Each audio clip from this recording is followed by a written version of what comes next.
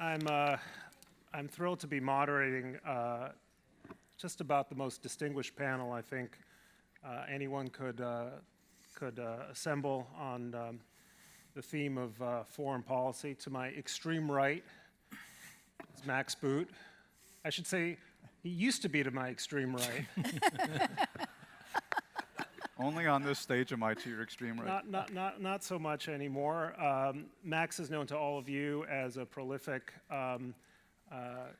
writer of columns for the Washington Post, a commentator on CNN, distinguished author of biographies and books on the military. I have a personal note to add. Max was my first boss at the Wall Street Journal. And he was the best boss I have ever had, and has been a model for me on a personal basis for that reason for many years. So you'll notice he'll get all the easy questions today. Jim Fallows, well known to all of you as a distinguished writer for The Atlantic. In a previous incarnation, he was President Carter's chief speechwriter for a couple of years before winning a National Book Award for his book on national defense. His career has taken him all over the world. He's lived and traveled extensively in China, and more recently traveled very extensively here in the heartland of America with your plane. What kind of plane is it? It's a Cirrus SR-22, so with the plane and with my wife Deb, who is here someplace. And he's an instrument-rated flyer, so if you ever need to go to Martha's Vineyard, I would urge you to fly with Jim. George Packer, that was a terrible joke, I'm sorry. George Packer, I actually wrote George, before I even knew I was going to be moderating this panel with him on it, I wrote him a MASH note. He recently won the Hitchens Prize and delivered what I think is one of the most significant, and for me, speaking personally as a writer, moving speeches that I've read in some time. You can find it on the Atlantic's website. It's about what's happening to the craft of writing. George himself is a peerless craftsman when it comes to writing, recent winner of the National Book Award for his reporting on what has happened to the United States over many years, but also has written elegantly about foreign policy with your book on the Assassin's Gate in Iraq, and more recently a biography to the late great Richard Holbrooke. And Robin Wright, to my immediate right, has been writing with not only distinction, but I would say great prescience about foreign policy issues really throughout the entire world. She was, I think, one of the very first writers all the way back in the 1980s who started writing on the subject of Islam and political Islam and what it meant in the world. And I think there's probably no writer in America today to match her when it comes to subjects that we care particularly now deeply about, particularly about Iran. So it's, I won't go over all the list of prizes, but it's really a wonderful panel. I just begin by noting that I think rather strangely, given that this is the kickoff month of a hectic electoral season, that the three issues that are arguably most significant to the American people right now all seem to be foreign policy related. A president is experiencing a trial in the Senate on account of behavior toward Ukraine. That's one thing on the list. The month kicked off with the decision by the United States to assassinate Qasem Soleimani, the head of the Revolutionary Guards Corps of Iran. And just up the road, you'll be delighted to know in Redland, the first flight of evacuees, American evacuees from Wuhan, China, has arrived and is being, I think, quarantined at what used to be, or used to be Norton Air Force Base. Norton Air Force Base. So if any of you are concerned about coronavirus, just know that as you drive back to LA, you'll be in the hot zone. But you know, don't worry about that too much. So actually, let me kick off with you, Robin. Let's talk a little bit about Qasem Soleimani, and what do you think? How does this? It's not just Qasem Soleimani, but then the shoot down of the Ukrainian jetliner. How do you see this playing out throughout the year? Was this a kind of a touchstone event, or is it going to be an inflection point, or what? Give us a sense of what the next year with Iran could bring. Thanks very much. First of all, for the last 40 years, Iran has tried to pressure the United States, force its troops to leave, diminish its influence through the use of proxies. It always had plausible deniability. I lived in Beirut for many years, and I can still hear the bomb go off at the Marine compound in 1983. It was the largest single loss of U.S. military life in a single incident since Iwo Jima, and it still is to this day. What's been striking about the last 6 or 8 months is the fact that you see Iran and the United States now going after each other directly. No plausible deniability. It began with the attacks on tankers in the Gulf by Iran, the shooting down of a U.S. drone. The U.S. then shot down an Iranian drone, the attack on Saudi Arabia's oil installations. The last month has represented the greatest direct tension that we've seen since the 1979 revolution. Now, the United States won in terms of eliminating one of the world's most notorious extremists, a man responsible for many of the attacks on U.S. Facilities and personnel. The United States estimates that 603 Americans were killed in Iraq, courtesy of Qasem Soleimani's Quds Force. It's Iran's expeditionary force in charge of operations across the Middle East and in some cases beyond. So it was a tactical success. The problem is the United States, not just under the Trump administration, but generally has lacked the kind of overall strategy and how do you deal with a revolution that has redefined the world's political spectrum. You can argue that the French, Soviet, and Iranian revolutions were the three that defined the modern political spectrum: democracy, communism, and Islam. So there's much more at stake than just the elimination of Qasem Soleimani. Iran marks its 41st anniversary in a couple of weeks, and it goes to the polls to elect a new parliament later in February. Iran is at a turning point. The revolutionaries are dying out. They know that to sustain the revolution, they have to accommodate a population that's changed dramatically. So one of the things that was interesting about Soleimani's death was the huge outpouring of millions of people across the country at memorial services for him. But after the Ukrainian plane was shot down, you also saw millions of people turn out in Iran to protest against the Iranian government. Can I ask you just a question? And the same thing was at stake. Is this a sign of a kind of, are we looking at two different Irans, or is this a kind of a schizophrenic public? First of all, it's a very good question, and it goes to the heart of where Iran is 40 years after its revolution. Is it beginning to erode in terms of support from its population under the U.S. maximum pressure campaign? Is it beginning to find that it can't sustain itself, and utopian ideologies inevitably collapse, whether it's apartheid in South Africa or communism in the Soviet Union, because they're no longer economically feasible? So what you saw in Iran in both those demonstrations was a kind of nationalism. This is a country that dates back 5,000 plus years and has a strong sense of national identity, unlike many other countries in the Middle East. It has a strong identity in terms of ethnicity. Religion is actually comparatively new, and in terms of nationality.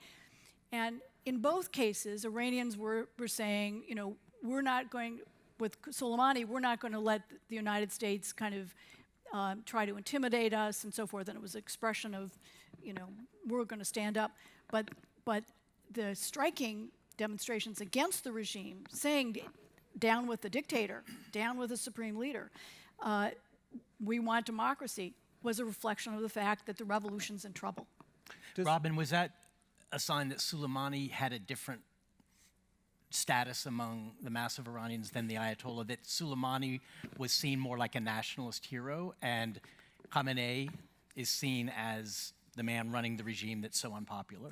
That's a wonderful question. And at the end of the day, Soleimani was a guy who was seen as defending the nation against. Iranians look at themselves as strategically lonely. They see themselves as Shiites, the minority in Islam, Persians, an ethnic minority with Arabs on one side, South Asians, the former Soviet stands to the north. They see themselves as isolated, and as much as we fear Iran, they fear us even more. I mean, we have 60,000 troops on its borders. We have warships, and this country doesn't even have an air force. The old planes it has are from the Shah's era. They hold together with bubblegum and rubber bands. And so Soleimani was that figure who was a defense of the nation. The equivalent would be if the Iranians assassinated the head of Central Command, the general who was in charge of our operations in the Middle East and South Asia. This assassination took place, obviously, in Iraq. And George, could you just sort of reflect for a bit about, looking back, Assassin's Gate came out, 2005 at the height of the war. You look back today, 15 years, anything achieved? Certainly not for the United States.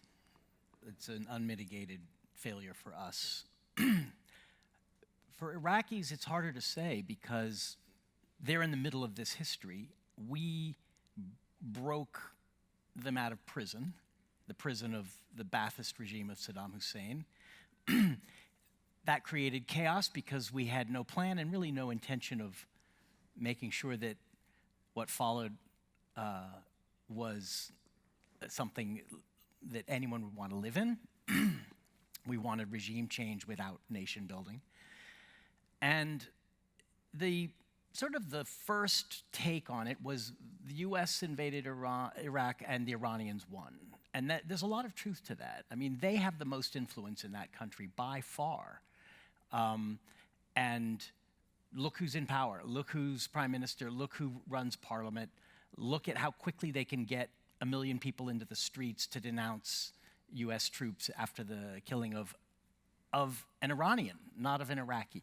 But although they lost the courage of their convictions when it really came to wanting the United States out. They did, because the political class knows that they need the United States as well as Iran, and they've been caught between these two conflicting countries and trying to essentially survive it. But the Iraqis are nationalists as well, even though their country's much younger than Iran. They are. The most common thing I heard, especially from Sunni Iraqis, was anyone who seemed to be supporting the American effort was a Persian. Mm-hmm. That was the epithet, meaning Shia. But for an Iraqi Sunni, the indictment was that they're actually acting as agents of Iran. So Iran is running into the exact same hornet's nest of trying to essentially manipulate and control a country. They know a lot more about it. It's on their border. They will be living with it long after we're gone. But they're still faced with the tremendous problem of how do you engineer a government in a country that doesn't want foreign meddling. So that there were hundreds of thousands of people in the streets of Baghdad just before the killing of Soleimani protesting the central government and the Iranian-backed militias. So for Iraqis, it's going to be a long and very ugly battle. But I would say, if I had to say who benefited more from this war, I would say it's the Iraqis. So the interesting question for us is American policy in the region. And the Middle East is one of those places you don't want to be in and can't quite seem to get out of. It's the Hotel California of geopolitics. Is there some broad strokes formula by which America should think about its engagement? Martin Indyk just had a recent piece in the Wall Street Journal saying, listen, what we used to think are our central interests in the region aren't what they used to be. We don't need as much oil. Middle Eastern oil isn't as important to our energy mix. We've learned at our cost that we can't fix these nations. We can't do for them what they won't do for themselves. Sure, we have an interest in Israel's security, but Israel is a very robust state. Is there basically a Southeast Asia solution for us, which is, we got out and they sorted it, right? Trump could have declared victory and gone home. I mean, if the Iraqi parliament is passing a resolution demanding the departure of U.S. troops, that might have seemed like a very nice chance for a U.S. president to say, they don't want us, we don't want to be there, we've just successfully taken out our arch enemy in the region, one of them, let's get out of there. Why do we need to be there? He didn't. Instead, he sent more troops. Well, but Trump's been trying to do that. He tweets, it's time to end endless wars. He tried to get us out of Syria twice and was sort of defeated by, shall we say, the deep state, his own generals and people. Although he succeeded enough to betray our Kurdish allies and to give ISIS a second lease on life. So I wouldn't say that he completely failed. Well, and he also wants to get out of Afghanistan. This speaks to something, I mean, this connects to your book on the unwinding, because America is much less interested in solving the world's problems than it used to be. And this is, in fact, I think, a bipartisan thing. Obama talked about turning a chapter or turning a page on a decade of war. And in that sense, there's considerable continuity with Trump, although tonally it's completely different. I totally agree with you. I think Obama never acknowledged this, but he saw his role as managing our decline. We were in decline. There are many causes. Iraq and the financial crisis were the most immediate ones. His role was to make it as painless and graceful a decline as possible. I think Trump, in making America great again, has hastened our decline rather than managed it. But it was the same trajectory. It was on the way down. But I think the deeper connection to the unwinding is the public, having been told for decades that we needed troops here, we needed to fight this war, we needed to spend money on this alliance, lost their faith in the elites who were saying these things because they didn't seem to know what they were doing. They made mistake after mistake, failure after failure, and finally, when someone like Richard Holbrooke says we need to have a long-term presence in Afghanistan, the question is, why? And why aren't you and your kids part of it? Why are my kids the ones who have to do it? So I think the cynicism about the sense of American leadership, because American leaders kind of earned some cynicism, has really undermined public support on the right and the left for for the idea that the world has to have us involved in everything. Jim, you said something yesterday on stage that I thought was so interesting. You said that the closer one looks at the United States, the better you felt about the country, the more strength you saw. By contrast, the closer one looked at China, which is supposedly the country rising from the ashes of our decline or whatever, the closer you looked at China, the less there was to like. And as it happens, we're now in the midst of this crisis, which is on the one hand a crisis of potential epidemic or pandemic, but really strikes me as a political crisis as well. So when you think about American alleged decline versus Chinese ascendancy, what does the episode with the coronavirus tell you? So thanks for asking about that, and thanks for remembering that pairing, which has struck me more and more. So the message that Deb and I are talking about in our book is that at a time when all of the structural crises of the U.S. are on flagrant display, you turn on any national news media and you're just thought it's crisis of the republic. if you go at the granular level of American society, things look better than that. There's a kind of health and recovery we found.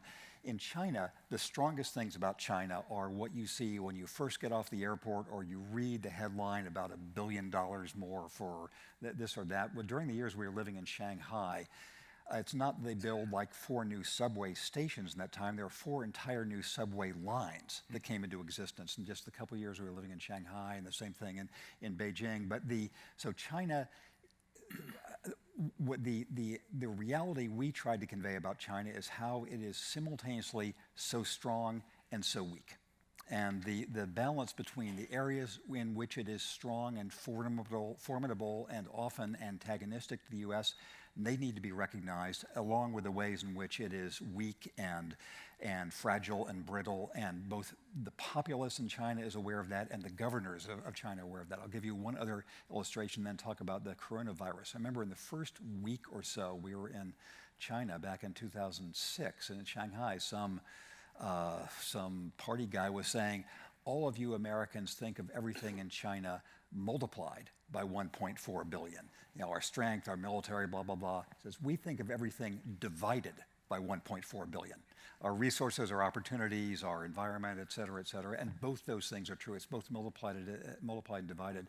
I think this coronavirus episode, number one, based on what we know now, I don't think this is the next plague or the next big worldwide panic or whatever. It is a problem, but probably not something that a year from now we'll be viewing as a huge turning point.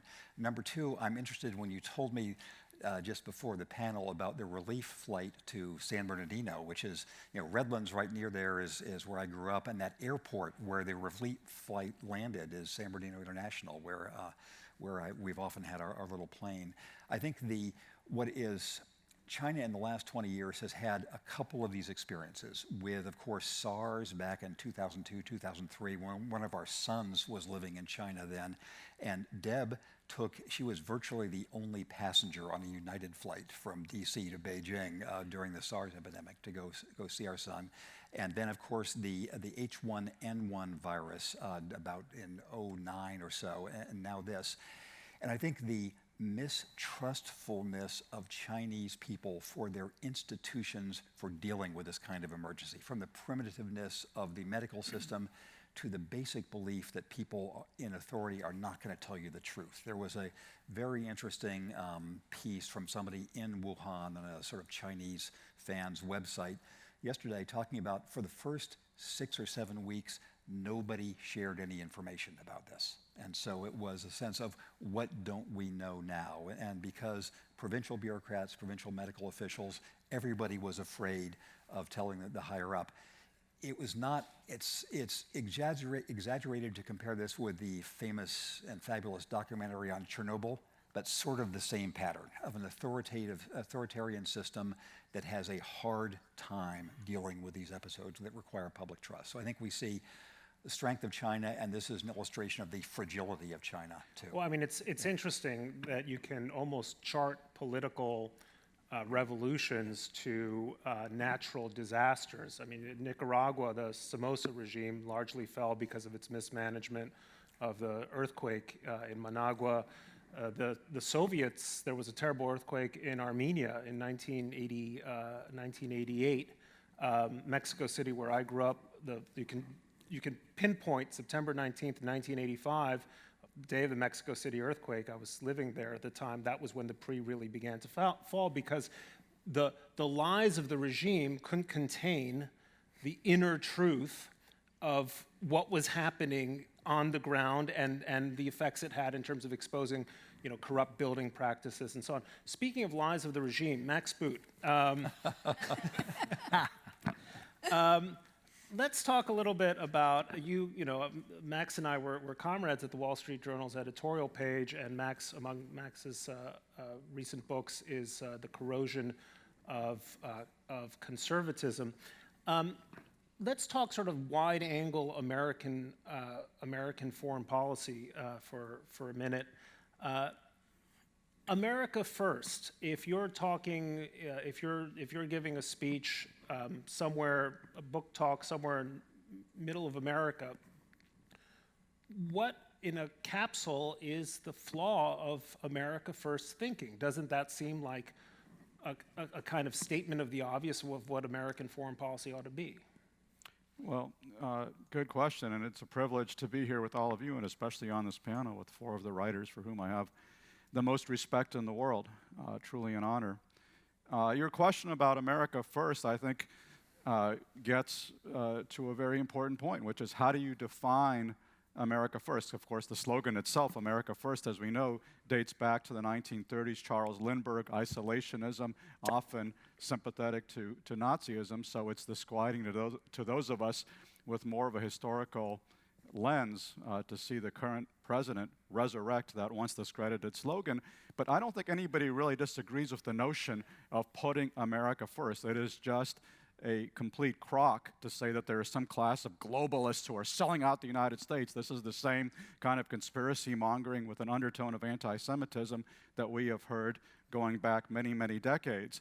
The reality is everybody is in favor of America first. The question is, how do you define America first? The question is isolationism and protectionism, is that actually in America's interest? And we had an experiment in those policies in the 1930s, which of course failed spectacularly, produced World War II, and as a result of that, the greatest generation decided no. The way to put America first is not by pursuing the policies of isolationism and protectionism. The way to do it is to keep our troops forward deployed on the front lines of freedom. The way to do it is to support our allies, to create institutions like NATO, to support free trade, creating GATT and eventually the WTO.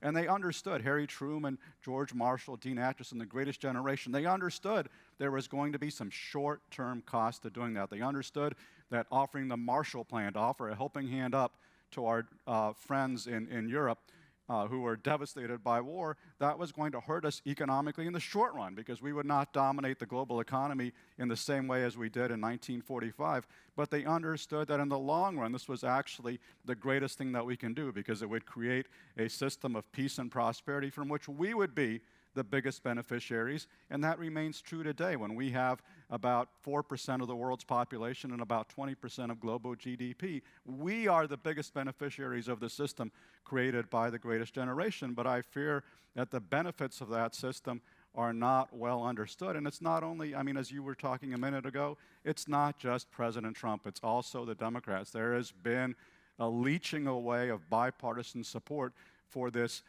foreign policy that has been supported by Republican and Democratic administrations for more than 70 years. And I think this, the Pax Americana, which was created by the greatest generation, is not going to be defeated by our enemies. It's not going to be defeated by China, Russia, Iran, North Korea, or any other countries. The only way it will be defeated is if we lose the will to keep fighting for those values. And sadly, I do see a lot of evidence that we, in fact, are losing that will. Robin? Max, can I just ask a question? Oh, go ahead. I want to make a point on that, and I think it's really important that we tend to get involved in the daily headlines. When you look at the trend lines, over the second half of the 20th century, more than 60 democracies were undermined by military coups. There was a physical reaction that undermined them. Since then, the number of democracies that are facing challenges is because people elected. Parliaments went along, they enacted laws that were divisive, that undermined democratic values. It's the people this time that are undermining democracy. And that, I think, is one of the most important trends for all of us to understand in terms of what's happening in the 20th century, who the enemy is, and how much fear is defining our political agenda, our foreign policy, and almost everything we do. Yeah, when Lincoln was young, he gave a great speech in which he said, if destruction be our end, we must be its author and finisher. We shall either live forever as a nation of free men or die by suicide. And you're kind of describing the suicide option. But Max, how do you, I'm sympathetic to that. I believe in an internationalist foreign policy too. But how do you answer the charge that those years of free trade and of great movements of people and capital and information created winners and losers in this country in a more dramatic way than anything we've seen since the robber baron era, and that the forward position of U.S. power created two wars that seem to have ended in tears and failure. So how do you answer that charge? Because I don't think anyone can advocate a return to that post-war internationalist position without acknowledging that the last couple of decades have been very rough on it.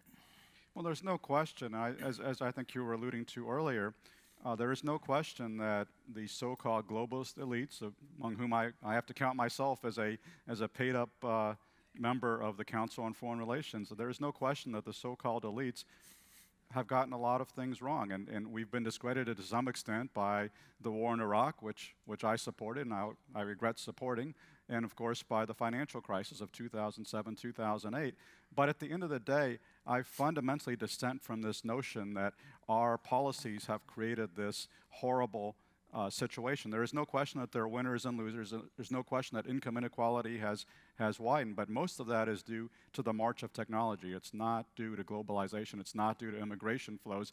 It's due to changes in the economy in the same way that we saw 100 years ago with the Industrial Revolution creating winners and losers. Now we're seeing the information economy creating winners and losers. And we need to think about how do we deal with those consequences in our domestic sphere. But let's not scapegoat America's international leadership and engagement for causing these domestic problems. That's not the case. And I would argue, in terms of the wars, there's no question we've screwed up. We've made major mistakes in places like Vietnam and the Iraq War, huge costly mistakes that have cost tens of thousands of American troops their lives. But I think fundamentally, looking at the big picture, our foreign policy of the last 70 years has been the greatest success story in human history. NATO has been the most successful alliance in human history. We have seen freedom and prosperity expanding in ways that we could have never imagined. I mean, look at Europe, which for centuries was a source of conflict, now largely whole and free, even though you're seeing freedom erode in places like Poland. You're seeing, we haven't seen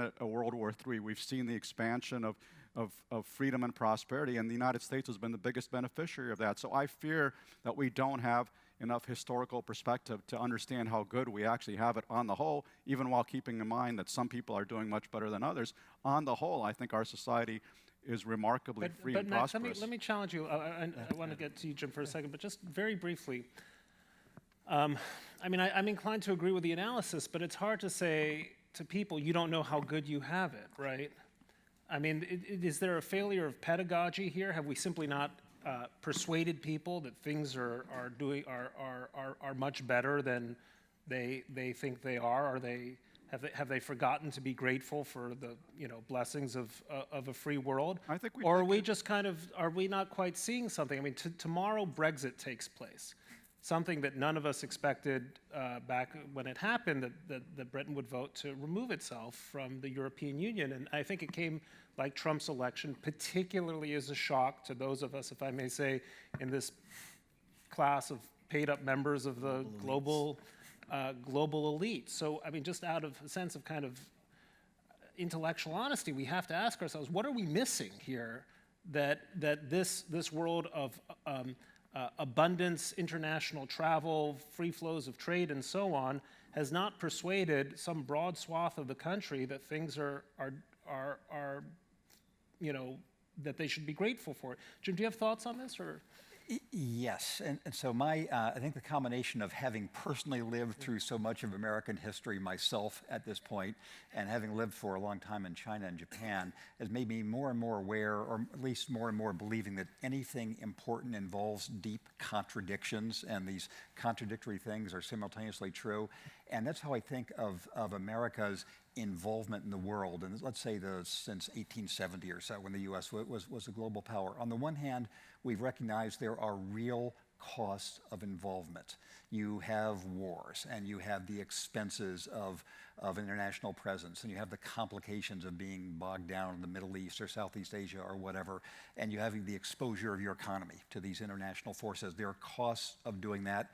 We also know there are costs of not doing that, of the turn back from after World War I, and the isolationism then, and the sense of retreat after Vietnam as well. And my sense is that American history of these last 150 years or so has essentially been going from one of these tax and recognizing its cost to the other and being exposed to its costs. And then back, just as with our presidential personalities, we tend to go from one extreme to another, from my employer Jimmy Carter to Ronald Reagan, and eventually to Bill Clinton, and from Obama to Trump, et cetera. So I think that I view this, that both of these paths are filled with peril and heartbreak, and they're sort of 55-45 propositions, each of them.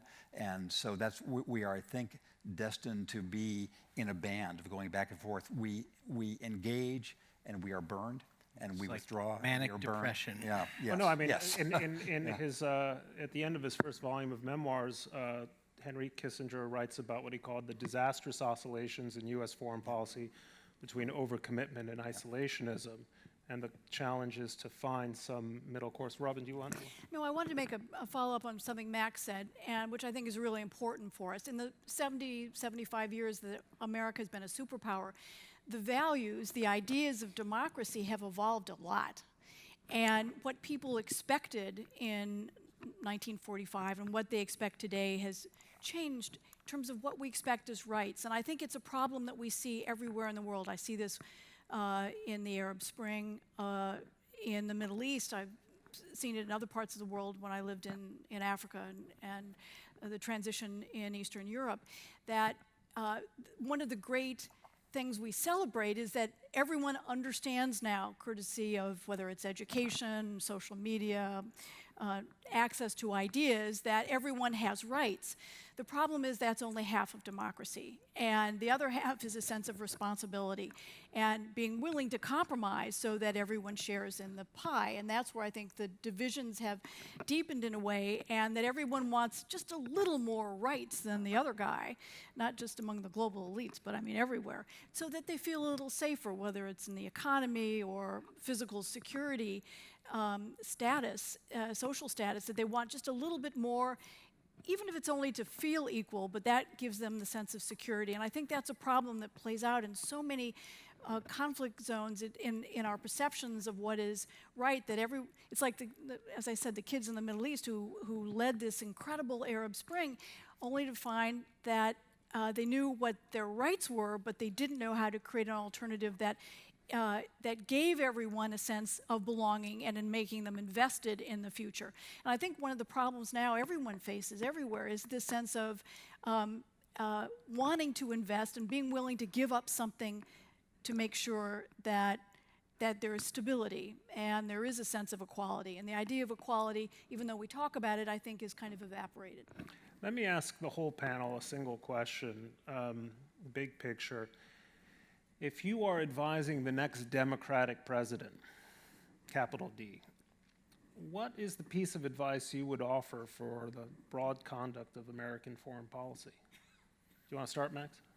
I mean, I think we need to resurrect the foreign policy consensus that has guided American foreign policy since 1945, which is fundamentally premised on defending and promoting freedom and liberty, on standing with our allies and security alliances, and on promoting free trade. And sadly, I don't see most of the Democratic candidates speaking up for those values. But I think that's a broad policy direction which has had many stumbles in over 70 years. But I think to get to the point that Jim was making, it beats the alternatives. There is no better alternative out there. And I think we need to try to rebuild that bipartisan consensus. And it's very disheartening for me right now, for example, to see that there is not a free trade party left in America. That is not good for the future of the United States or the world. Jim, you actually got to do this once, right? When you were Jimmy Carter's speechwriter. Yes, that was another time. The one of those speeches, I will say, I think stands up well to examination is the speech Carter gave in the springtime of 1977, the Notre Dame commencement, which you would know well, about the human rights policy that Holbrooke was, of course, very central in. Is that where he's talked about the inordinate fear of communism? Yes, that is. I remember it well. It was great. There's a whole there's a whole discussion about that line, which I can tell you later on. I think that for the next president, there is operational level of things, of just being able, without the public knowing about it, to re-engage with sane people in China and Japan and in Mexico and every place else, of just rebuilding the infrastructure of how a big nation, a mature nation, deals with the rest of the world. I think that the message that the next president gives, both about domestic and international affairs, is we're better than this. We're a better country than the one that we have been presenting ourselves as for the last couple of years. We are better in our sense of responsibility to our American family, which is a porous, inclusive family. That's what makes the American family unique, that we can make people from around the world adopt our aspire to our ideals and become parts of Americans. And we are better internationally, of feeling confident enough not to be petty and score settling, and recognizing that values we support are values that other countries can support too, and they can be not in a aggrandizement way, but in an inclusive way. They can be human values. And so the idea that we can be better than this domestically and internationally, and we'll find ways, as we always have, to defend our interests, which involves military and economic might, but we're going to be a country that tries to say, a country of the big tent rather than the wall. I guess that's the difference, of thinking we can set an example that others would find attractive. George? I mean, I'm persuaded. I'm persuaded by both of you, but I think for that really eloquent message to get across, the first thing is to tell the truth, which Jimmy Carter probably did more than just about any other president, and that's why he was a one-term president. And the broken helicopter. And the broken helicopter. No president since Jimmy Carter has said the things that he said from the Oval Office. So we have gotten used to a level of fiction and feel-good and dubious rhetoric that I think is part of the cynicism of the public. So I would say start with telling the truth, and part of that means acknowledging where the public is, where a large part of it is. We're such a divided country that Jim's message will resonate with maybe 55% of Americans, but I think 40 or 45% might be utterly appalled by it. And so right away, that new Democratic president is going to have a major partisan battle on his or her hands. So that's just the nature of our politics. And just as a marker, again, for later discussion, I think in the phrase the right way by the right people, 90% of Americans could buy the idea. That would be amazing. Yeah, we are better than this. Yeah. You've always been more optimistic than me. But I would say to even get to the position where a president can deliver that really wonderful message, that president would have to acknowledge where many Americans are in their thinking, what we've lived through, what mistakes they have paid the price for, and elites don't seem to have paid the price for, and then win the moral authority to be able to call Americans to a better and higher vision. Briefly, since we're about to run out of time, I'd say, look, this is the 21st century, and a president needs to think and understand what the 21st century is about. And that, whether we like it or not, is about globalization. And it's one of the problems with the process is that there hasn't been leadership, there hasn't been institutions. After all the great turning points in history, there were moments where we could take our breath after World War II and create NATO and the European Union, the IMF, the World Bank. Because of kind of the perpetual disruption and the pace of change now, we don't have the time, the leadership, the kind of wherewithal to create those institutions to get us through this very awkward but very historic and unavoidable process. The other thing I'd say is be proactive. Don't always be reactive. The United States, unfortunately, too often deals tactically, as we did with Soleimani, where we started off, and not thinking strategically long-term how to create alternatives or a better world in broad points. And that gets to, I think, what we've all talked about, and that is making America better, not just America first, but America better. I would just conclude, if I can add 2 cents, that I think there are 2 models for conducting foreign policy. You can define your values according to your interests, the way that Rome defined its values according to its interests in conquest, and its values were honor, loyalty, courage, and so on. Or you can define your interests according to your values, and those values can be the open society, pluralism, tolerance, respect, a deep belief in the dignity of every human being, and in the profound value of freedom. And I think America has always been at its best when we have asked ourselves first what our values are, and then watched as our interests have fallen into place, usually quite magnificently. And I hope we're able to do that again. Thank you for my wonderful panel.